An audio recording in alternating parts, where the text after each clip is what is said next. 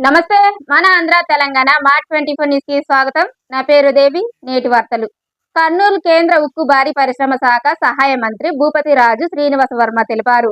కేవలం 16 నెలల్లో ప్రధాని మోదీ 4 సార్లు ఆంధ్రప్రదేశ్ కు వచ్చి అభివృద్ధి ప్రాజెక్టులను ప్రారంభించారని చెప్పారు. విశాఖలో 2 లక్షల కోట్ల రూపాయలు, అమరావతిలో 58,000 కోట్ల రూపాయల ప్రాజెక్టులు, ఇప్పుడు 13,430 కోట్ల విలువైన పథకాలను జాతికి అంకితం చేశారన్నారు. సెమీ కండక్టర్ పరిశ్రమతో ఏపీ సూపర్ రాష్ట్రంగా మారుతుందని, సీఎం చంద్రబాబు నేతృత్వంలో రాష్ట్ర అభివృద్ధి పదంలో దూసుకుపోతుందన్నారు. జీఎస్టీ నెక్స్ట్ జనరేషన్ జీఎస్టీ సంస్కరణలు పురస్కరించుకుని నేడు సూపర్ జీఎస్టీ సూపర్ సేవింగ్స్ మహాసభను నిర్వహించుకోవడం యావత్ కర్నూలు జిల్లా ప్రజల వాసులు కూడా సంతోషించదగ్గ విషయంగా నేనైతే భావిస్తున్నాను.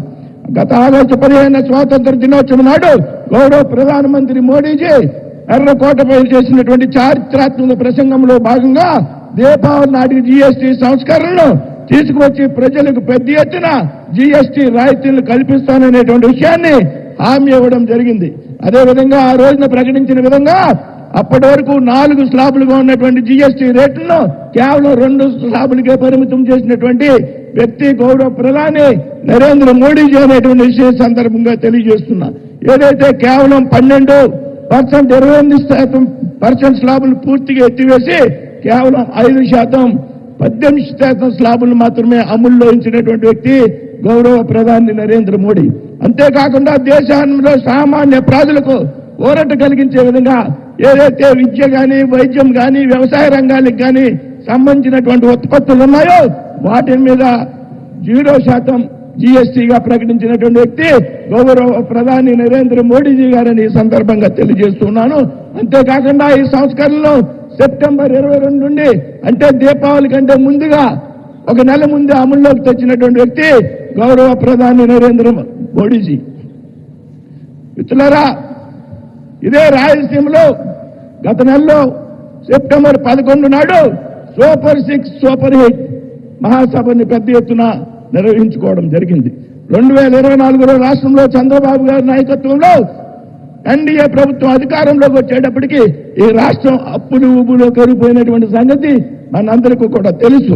అయినప్పటికీ రాష్ట్ర ముఖ్యమంత్రి చంద్రబాబు నాయుడు గారు, ఉప ముఖ్యమంత్రి పవన్ కళ్యాణ్ గారి ఆధ్వర్యంలో ఎన్నికల్లో ప్రజల్లో ఇచ్చినటువంటి హామీలు ఏవైతున్నాయో, ఏవైతే సూపర్ 6 పథకాలు ఉన్నాయో వాటన్నింటినీ కూడా అమలు చేసేటువంటి గంత రాష్ట్రంలో ఉన్నటువంటి ఎన్డీఏ ప్రభుత్వం ఈ సందర్భంగా తెలియజేస్తున్నా. మిత్రులారా, ప్రధానమంత్రి మోడీజీ గత 10 నెలల కాలంలో ఆంధ్రప్రదేశ్ రాష్ట్రానికి 4 పర్యాయాలు వచ్చారనేటువంటి విషయం మనందరం కూడా గుర్తుంచుకోవాలి. దాని పట్ల ఆయనకి ఆంధ్రప్రదేశ్ రాష్ట్రం అభివృద్ధి మీద ఎంత చిత్తశుద్ధి, ఎంత నిబద్ధత ఉందనేటువంటి విషయం మనందరం కూడా దయచేసి అర్థం చేసుకోవాలి. మిత్రులారా, కేవలం 10 నెలల కాలంలో జనవరి 8 నాడు విశాఖపట్నంలో 2 లక్షల కోట్ల రూపాయలకు శంకుస్థాపనలు ప్రారంభోత్సవాలు, మే 5న అమరావతిలో 58,000 కోట్లకు శంకుస్థాపనలు ప్రారంభోత్సవాలు, ఈ రోజు కర్నూలులో 13,430 కోట్ల అభివృద్ధి కార్యక్రమాలకు శంకుస్థాపనలు ప్రారంభోత్సవాలు శ్రీకారం చుట్టినటువంటి వ్యక్తి ప్రధానమంత్రి నరేంద్ర మోడీజీ అనేటువంటి విషయాన్ని ఇక్కడ ప్రస్తావిస్తూ ఉన్నా. అంతేకాదు ప్రపంచ యోగా దినోత్సవం నాడు ఆంధ్రప్రదేశ్ రాష్ట్రంలో ఉన్నటువంటి విశాఖపట్నానికి జూన్ 21 నాడు వచ్చి ఏదైతే Guinness book of records world records లో విశాఖపట్నానికి స్థానం కల్పించినటువంటి వ్యక్తి గౌరవ ప్రధాని నరేంద్ర మోడీ గారి అనేటువంటి విషయాన్ని సందర్భంగా ప్రస్తావిస్తుంది.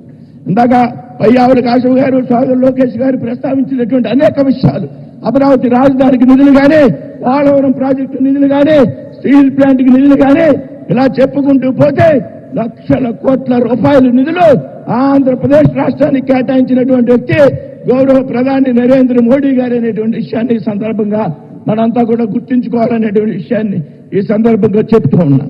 అంతేకాదు ప్రపంచంలో 11వ ఆర్థిక శక్తిగా ఉన్నటువంటి భారతదేశాన్ని ఈరోజు 4వ ఆర్థిక శక్తి దిశగా నడిపించినటువంటి వ్యక్తి గౌరవ ప్రధాని నరేంద్ర మోడీజీ అనేటువంటి విషయం గర్వంగా మనంతా కూడా చెప్పుకోవాలి. మిత్రులారా, అంతేకాదు ఇవాళ భారతదేశం ఆర్థిక విధానంలో, రక్షణ రంగంలో, విదేశాంగ విధానంలో పెద్ద ఎత్తున అగ్రగామిగా నిలబెట్టమే కాకుండా భారతదేశంలోనే కాదు ప్రపంచంలో ఉన్నటువంటి భారతీయులందరూ కూడా గర్వపడే విధంగా మీ పరిపాలనా దక్షిణకారంగా ఇవాళ జరుగుతోందనేటువంటి విషయాన్ని సందర్భంగా ప్రస్తావిస్తున్నాను.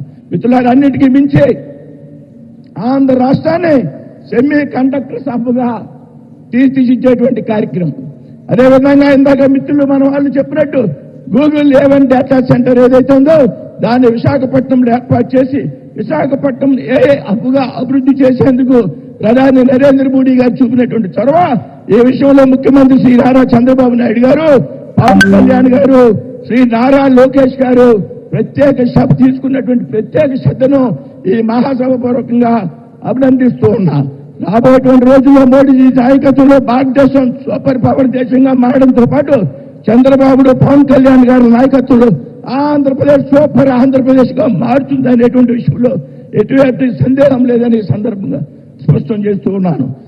సార్, माननीय प्रधानमंत्री जी, आंध्र प्रदेश की विकास के लिए आपकी जो प्रतिबद्धता है, आपके साकार और अचंचल प्रेम के लिए आंध्र प्रदेश की प्रजा आपकी आभारी है, ऋणी है. धन्यवाद. जय हिंद, जय भारत.